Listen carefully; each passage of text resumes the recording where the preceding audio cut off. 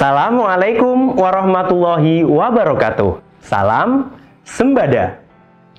Halo Sobat Belajar, bagaimana kabar kalian hari ini? Semoga kita semua selalu sehat dengan tetap menjaga kebersihan diri, lingkungan, serta menaati protokol kesehatan. Sebelum kita belajar bersama, mari kita berdoa terlebih dahulu menurut agama dan kepercayaan masing-masing. Berdoa dimulai. Selesai. Sobat Belajar, perkenalkan saya, Pak Imam, akan menemani Sobat Belajar mempelajari materi siklus air. Yuk, konsentrasi dan simak baik-baik. Sobat Belajar, apakah akhir-akhir ini kalian menemui peristiwa ini? Pasti di antara kalian ada yang pernah bermain hujan-hujanan bersama teman kan? Bagaimana rasanya? Menyenangkan ya? Tapi sebenarnya dari mana sih hujan itu datang? Apakah muncul begitu saja dari langit? Lalu, mengapa air selalu tersedia di bumi? Padahal kan kita selalu menggunakannya setiap hari. Ayo, kita cari tahu bersama melalui penjelasan dari Pak Imam. Sobat Belajar, jawaban dari pertanyaan kalian tadi adalah siklus air. Hujan merupakan salah satu tahapan dalam siklus air yang menyebabkan air selalu tersedia di bumi.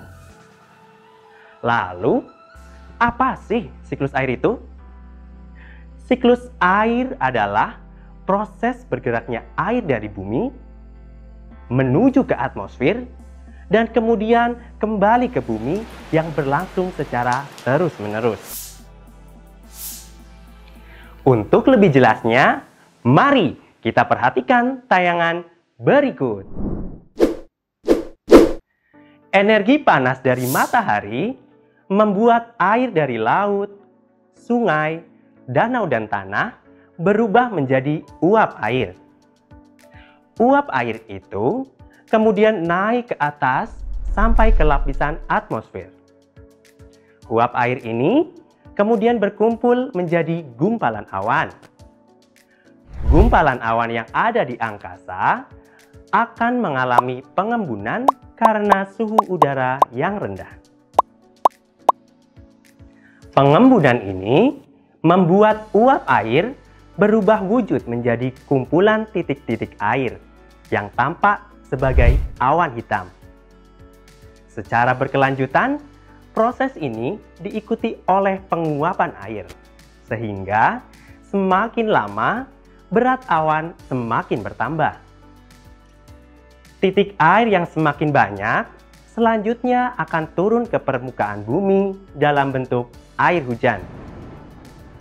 Selain berbentuk hujan, ada juga air yang turun ke bumi dalam bentuk salju, kabut, dan embun. Sebagian air hujan akan meresap ke dalam tanah dan yang lainnya akan tetap di permukaan. Air yang meresap inilah yang menjadi mata air. Sedangkan air di permukaan akan dialirkan ke laut dan nantinya akan menguap dan membentuk rentetan peristiwa hujan. Nah, Sobat Belajar, itulah tahapan-tahapan siklus air. Bagaimana? Menarik ya proses siklus air ini? Kalian jadi tahu proses terjadinya hujan dan alasan air tetap tersedia di sekitar kita. Sobat Belajar, selain menarik untuk dipelajari, siklus air ternyata memiliki banyak manfaat bagi kehidupan kita. Manfaat yang paling utama dari siklus air adalah menjaga ketersediaan air bersih bagi kita. Air bersih itu digunakan dalam berbagai kegiatan manusia seperti minum, mandi, memasak, hingga menyiram tanaman. Air juga digunakan untuk membantu pekerjaan manusia, misalnya untuk mengairi tanaman di lahan pertanian, dan juga digunakan untuk memberi minum hewan ternak di peternakan. Sobat belajar, mengingat sangat pentingnya manfaat air, kita hendaknya selalu berusaha untuk melestarikan dan menjaga ketersediaan air bersih yang sangat kita butuhkan itu. Karena ternyata tidak semua kegiatan yang kita lakukan akan berdampak baik bagi ketersediaan air bersih. Ada beberapa kegiatan yang berdampak positif dan ada juga yang berdampak negatif bagi kelestarian air. Yuk kita simak bersama. Kegiatan manusia yang berdampak positif terhadap kelestarian air antara lain membuat resapan air. Resapan air berfungsi untuk menampung air hujan. Kegiatan lainnya melakukan penanaman kembali hutan yang gundul atau reboisasi. Hal ini dilakukan agar hutan bisa berfungsi sebagaimana mestinya. Sobat belajar, selain dampak positif, ada loh beberapa kegiatan manusia yang berdampak negatif terhadap kelestarian air. Apa saja itu? Mari kita pelajari bersama. Pertama, penebangan hutan secara berlebihan.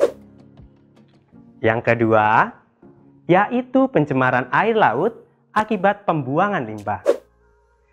Kegiatan yang ketiga adalah pembangunan perumahan di lahan hijau. Wah, sobat belajar, ternyata banyak ya kegiatan yang perlu kita lakukan dan yang perlu kita hindari untuk menjaga kelestarian air. Untuk menambah wawasan kalian tentang siklus air, ayo kita lakukan kegiatan percobaan miniatur siklus air sebagai kegiatan kalian di rumah. Sobat belajar, sebelum melakukan percobaan ini, pastikan ada orang tua atau orang dewasa yang mendampingi kalian. Yuk, siapkan bahan-bahannya terlebih dahulu. Ada air panas, es batu, plastik wrap, wadah besar yang bening. Untuk melakukan percobaan tersebut, carilah informasi dari berbagai sumber, atau bisa kalian tanyakan pada kakak, orang tua, atau guru kalian masing-masing. Sobat belajar, ini adalah contoh percobaan yang telah berhasil.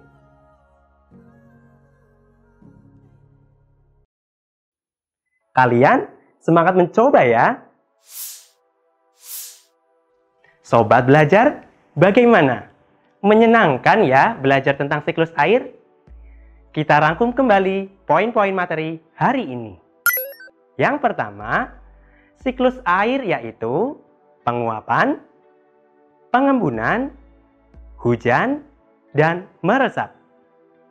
Yang kedua, siklus air memiliki dampak pada kehidupan di bumi, yaitu ketersediaan air bersih bagi makhluk hidup. Yang ketiga, kegiatan manusia ada yang berdampak positif dan negatif terhadap kelestarian air. Sobat belajar, ingat, kita harus tetap menjaga kelestarian air. Sobat belajar, sampai di sini dulu ya kita belajar bersama. Lain waktu kita berjumpa lagi. Pesan Pak Imam, selalu menjaga kesehatan dengan cara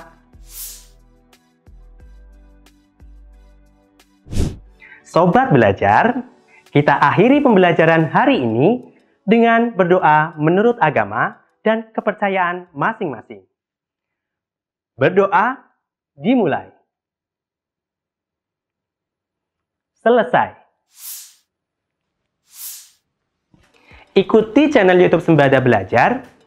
Jangan lupa like, share, komen, dan subscribe ya, agar Sobat Belajar tidak ketinggalan materi-materi menarik selanjutnya.